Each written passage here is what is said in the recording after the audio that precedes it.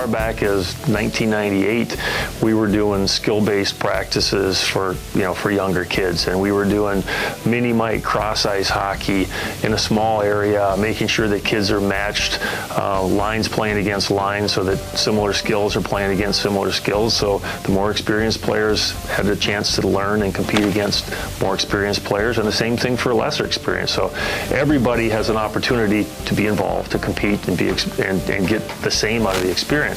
Now we're just taking it to the mite level. We'll be operating through skill station-based practices that will provide a lot of repetition for the kids to go through each skill, whether it's skating, puck handling, passing, and allow them to do each skill several times and learn through repetition, type of things that you can't do in the course of a game. So we'll be able to put them in those situations through the varying skill stations that we do to make sure that they're getting lots of touches on the puck, lots of repetitions with all of their skating skills. And overall, it's going to help them be better hockey players. Learning the skills necessary to play the game, and those are physical skills: skating, passing, shooting, stick handling, how to use your body effectively, and also the mental side of the game. What's it take? The thought process, being one step ahead of the game, knowing what to do without the puck, knowing where the puck's going to go, reading the play. Those things are all important. And I can tell you, as somebody who's been involved in the game for 40 years, I completely agree with it. Just from a practical standpoint, the mite playing surface was way too big, and to shrink the surface down to a manageable size, to shrink the nets down to a manageable size, it's still hockey. The kids are still having a good time. So yes, this program is going to take some work, but we believe it's the right thing to do for the kids based on having the appropriate number of kids on the ice, playing in a smaller ice setting. The ADM model has proven to work through USA Hockey studies. So we're going to do everything we can, put the effort, put the time in to make sure that we're making this an experience for the kids that feels like real hockey, looks like real hockey, and gives the best product that we possibly can for this program.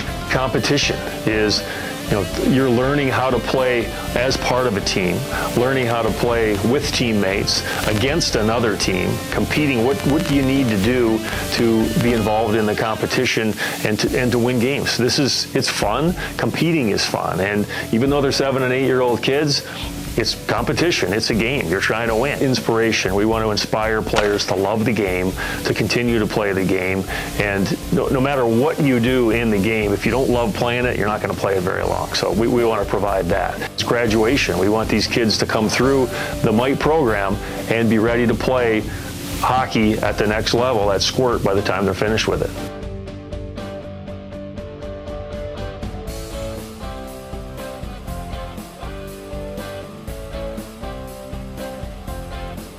In all of this, we have to be compliant with USA Hockey and MAHA rules, and this year there's an exception for players born in 2006 to be able to play some full ice hockey.